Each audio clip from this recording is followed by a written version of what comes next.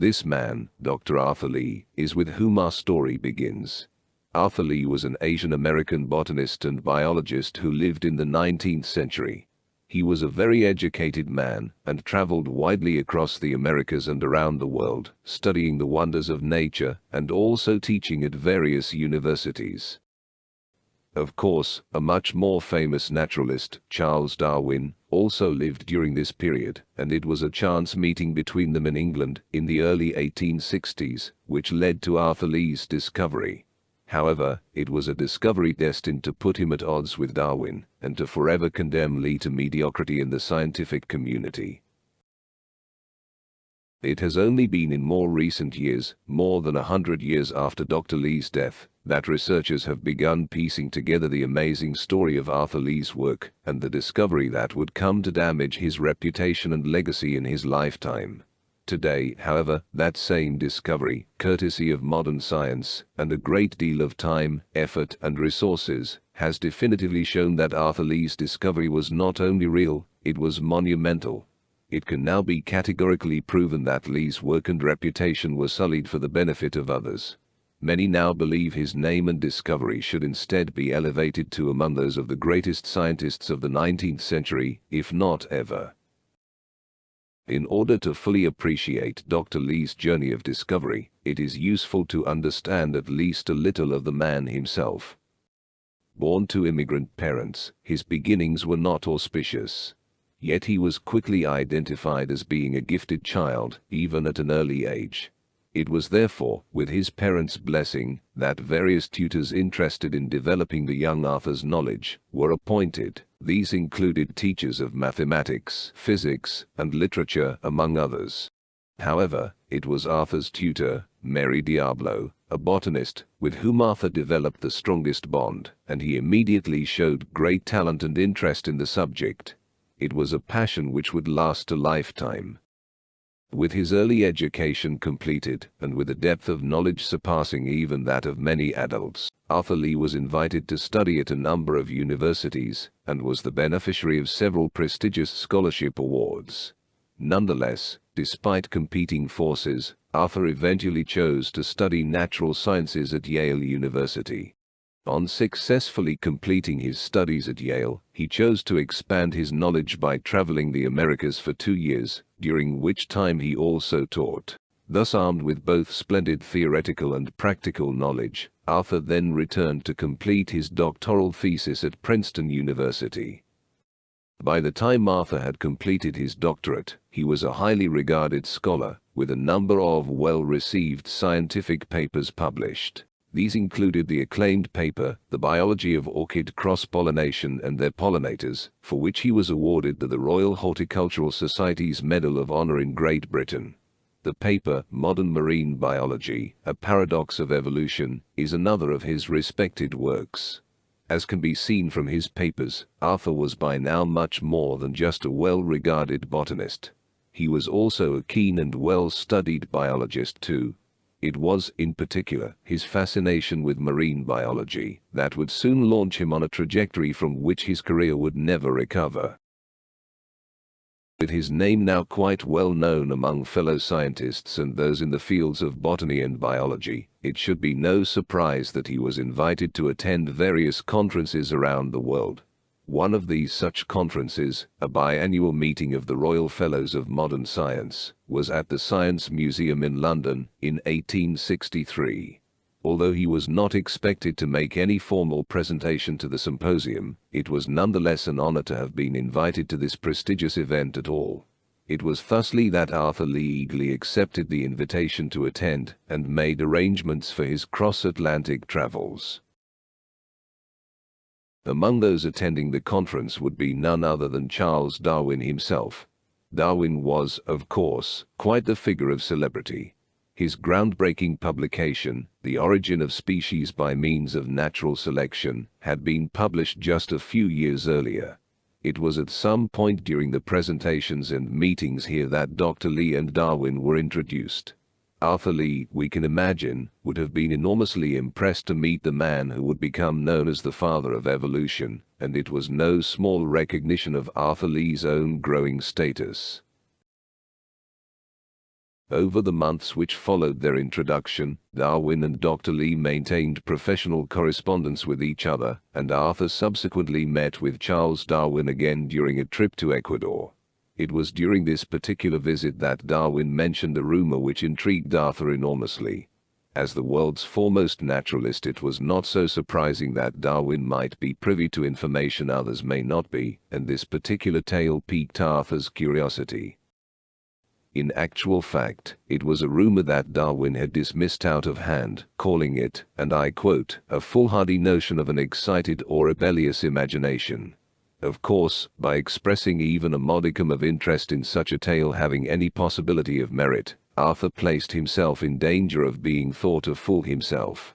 However, drawing from his own studies, Dr. Lee had cause to muster at least the slimmest of beliefs that Darwin's so-called rumor might actually be more fact than fiction. And so, given his innate inclination towards a good mystery and his insatiable scientific curiosity, Arthur attempted to learn more about the rumor from Darwin.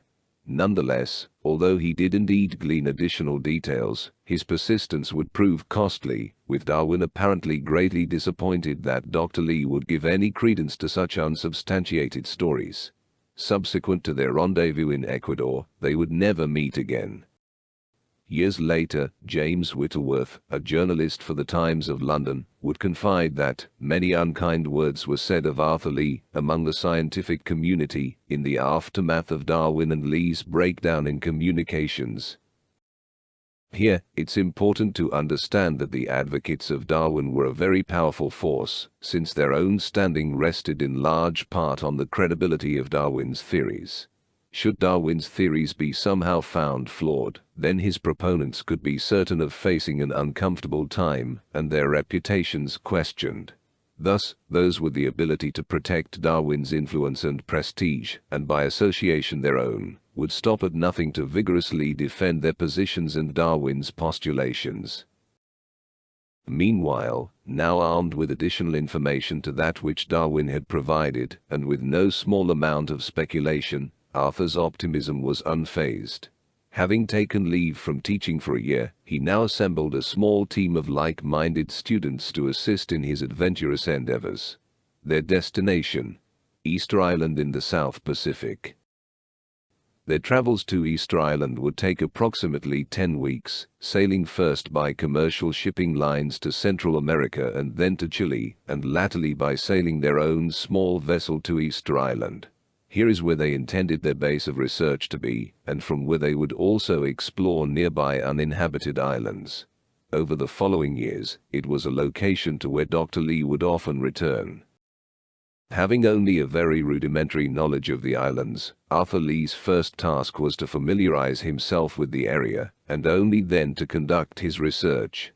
Although he was a competent Spanish speaker, which some islanders practiced, the native language, Pascuan, an Eastern Polynesian language of the Austronesian language family, was spoken often too. This somewhat impeded his speedy progress. However, the friendship of a local leader, Atanu Shimima, would prove invaluable, and in his personal notes of later years, Dr. Lee would often mention Shimima's valuable contributions to his research. Over the next days and weeks, Arthur's team grew increasingly more confident of their theory, and was soon ready to take more practical steps in their quest. They would prove that beyond dolphins, whales, porpoise and manatees, there was yet one more mammal which lived its entire life in the water. But, much more than this, it was a four-legged creature of the genus known as Ovis. More commonly, the animals in this family we know as sheep. Yes, indeed. It was no wonder that Darwin had scoffed at the notion of so-called underwater sheep, which is the rumor he had relayed to Dr. Lee. How could this be? Such a thing clearly flew blindly in the face of accepted evolutionary theory, and in particular the theories of Darwin. However, Arthur Lee's theories expanded on traditional evolutionary ideas, and incorporated several important caveats and revolutionary concepts to explain the possibility of such underwater mammals existing. In short, while Arthur Lee did not necessarily dispute the entirety of Darwin's theories, his own theories were far more complete and complex.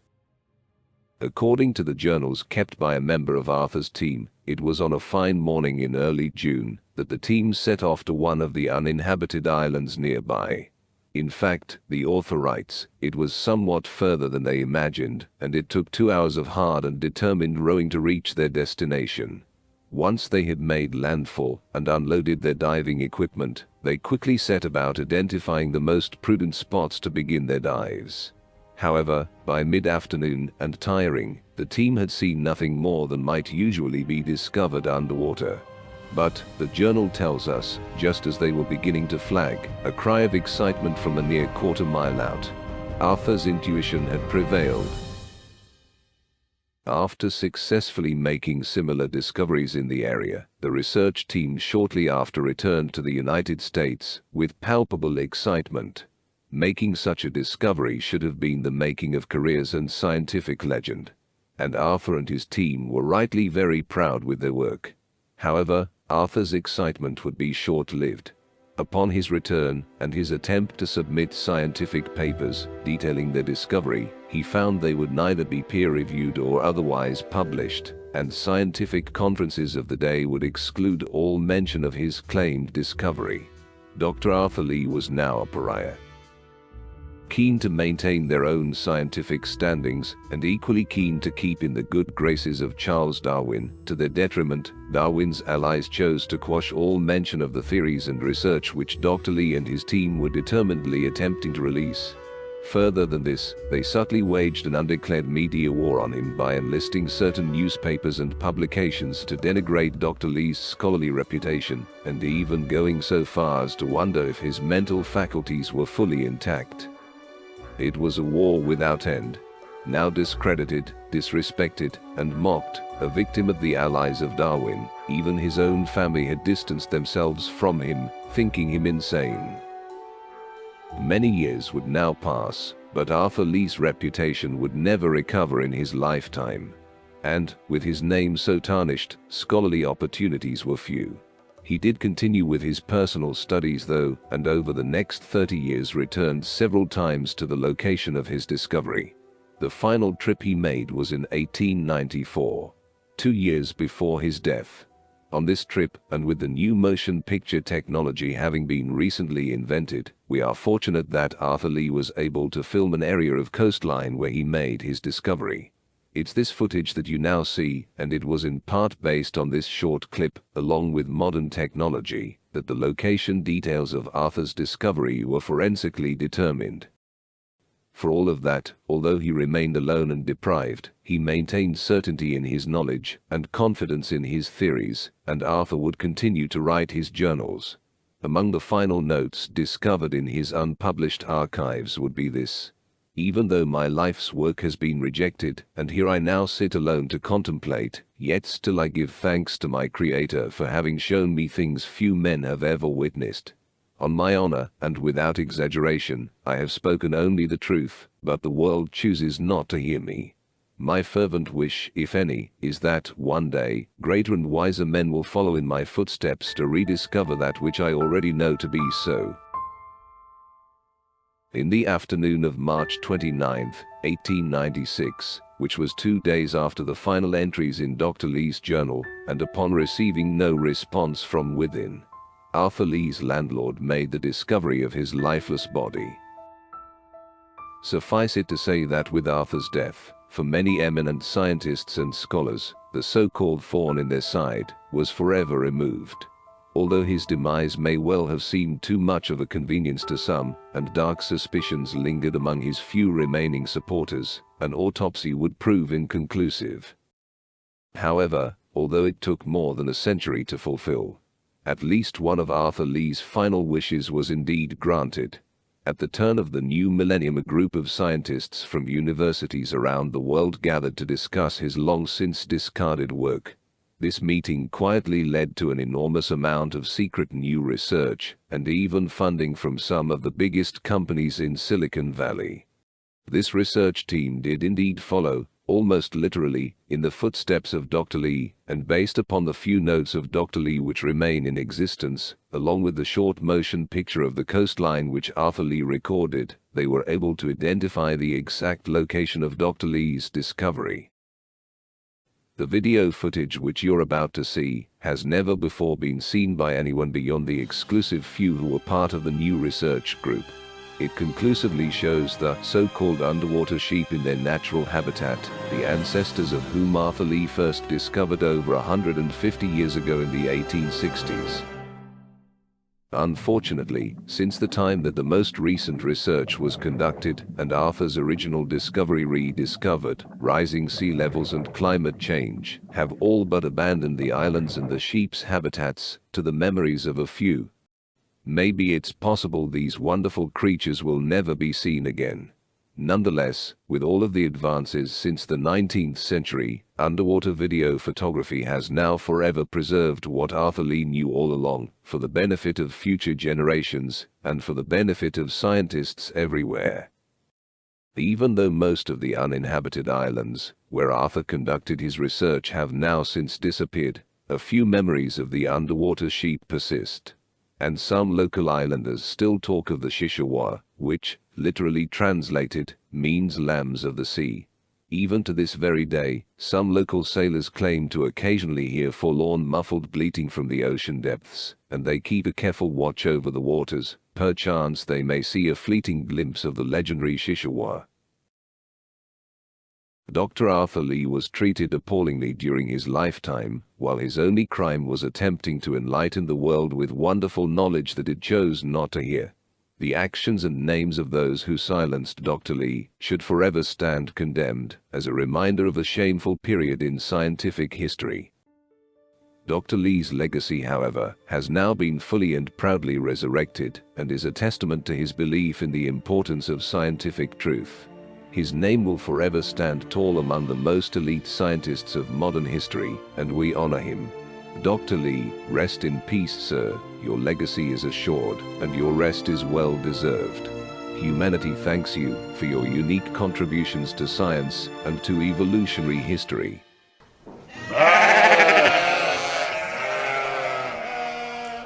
If you like this video, please consider clicking on the like button and the subscribe button below. Thanks very much. Your support is appreciated. Thank you for watching.